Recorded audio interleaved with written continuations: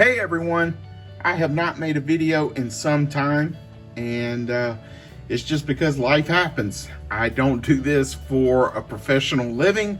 I do it just because I like meeting fellow collectors online, showing off some of my pickups because I'm super proud of each and every acquisition I get for my collection, and just enjoying it. And I tip my hat to folks who work full-time jobs and they're steadily dropping videos.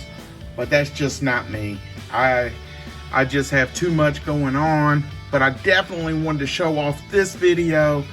And this is not like to brag or get my shine on. This is just showing some of the differences in what I'm collecting lately. And you'll probably hear my fur babies in the background. I'm always postponing videos because I'm like, let me do it when I think they'll be quiet. I've got 3 of them. They're never quiet. But this video is actually my most expensive Big Bad Toy Store drop that I've ever had, and it's mainly because some of the types of figures I've been picking up lately, which are some high-end. Come here, man. Which are some high-end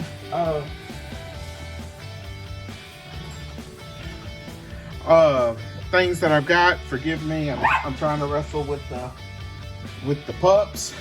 And these figures are some are import figures and just higher end figures that I can't really pick up in a regular retail store. So let's get right to it. These are the G.I. Joe 3-0 figures. I picked up the regular Cobra Commander and the regular Destro figure.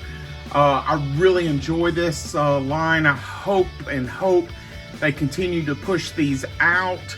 I'm a huge G.I. Joe fan, and I was collecting for 10 years almost, and there was no G.I. Joe products, and now we're getting them left and right everywhere. The next thing I've got is a John Wick Chapter 4 Mafex figure. I did not get any of the first 3 releases, but I finally pulled the trigger on one of them, and the face sculpt on it looks great. Let me pause this just for a quick second. Okay, I'm back, and I have one of the most energetic fur babies in my lap to kind of calm him down a little bit.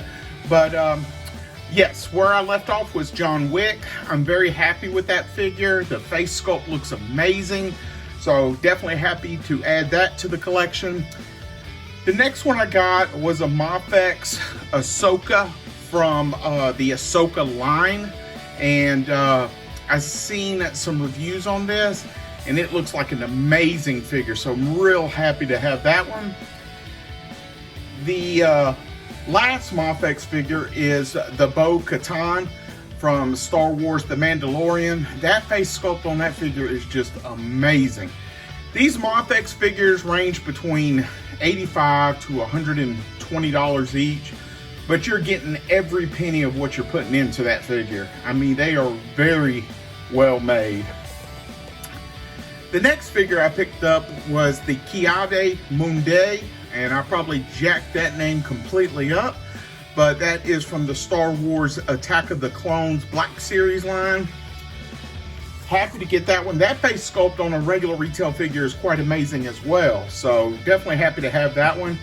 This little guy right here, Frenzy, is from the Transformer Hasbro Studio Series line, and this was in my pre-order with Big Bad Toy Store for almost a year before I finally got it.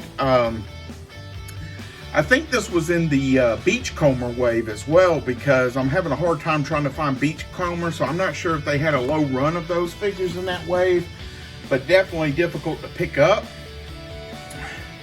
The next figure I got was just one of the retro looking G.I. Joe Snow Serpents. I picked up the deluxe one. I don't get snow in my area, so it will be somewhat difficult to do a lot of nice snow photography. So having this one in the deluxe in my collection I'm very happy with just to have two. But seems to be a great army builder. And I missed out on the G.I. Joe Classified Eel Amazon exclusive, which them making that an exclusive, any troop builder an exclusive, is just ridiculous. I mean, people already scoop them up for the secondary market, but when you do an army builder, it's the same way. But I picked up two of these. This is on the retro card, and I'm happy with those two. If I come across the Amazon one, hopefully the price drops. I might pick up one, because the only thing I've seen in a couple of the reviews is the scuba tank gear is somewhat different, but I could be wrong on that. The next two figures are Rambo Part 2 and Rambo Part 3. This is the 1/12 scale collection by Hiya Toys. I haven't even opened up my Rambo Part 1 yet. However, I've seen tons of reviews and they absolutely look great. I mean, just the weapons and accessories alone, I mean, is well worth it. I've spent that much money on these figures that I would on just the weapons and different accessories for my other figures. And then the last thing I picked up was the King Conan Mezco figure, and that one looks great as well. I missed out on the original Conan by Mezco, and it is ridiculous on the secondary market, but it is a good looking figure. So as soon as that pre-order shot up on Big Bad Toy Store, I scooped that up real quick. It comes with a lot of accessories, 3 different head portraits, just an overall great looking figure, and real happy to get that. And the last thing that I picked up was the Star Wars Darth Vader 1/10 scale polystone statue by Iron Studios. I do not do statues. I've got a few here and there, but it's usually the Marvel Select type statues. I've never had a high-end statue. This was a bit pricey for what I've spent on what statues I have in my collection. This is the first Iron Studios, but Darth Vader is one of my favorite characters. I became a huge Star Wars fan with the prequels. I enjoyed the original trilogy when I was younger, but by the time those came out, they were mainly like big in the movie video rental stores and catching it on television.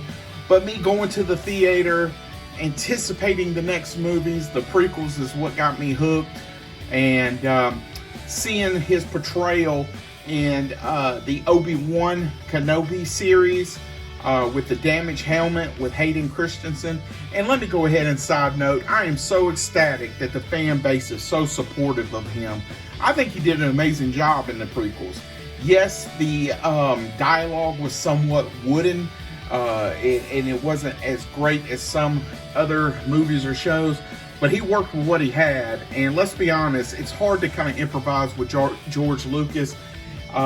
He usually has a way he wants it, and he's going to stick to it, and he doesn't leave a lot of room for the actors to deviate some, I don't think, off of the scripts and whatnot. But anyway, I'm anxious to crack that statue open. I'm actually thinking about doing an unboxing.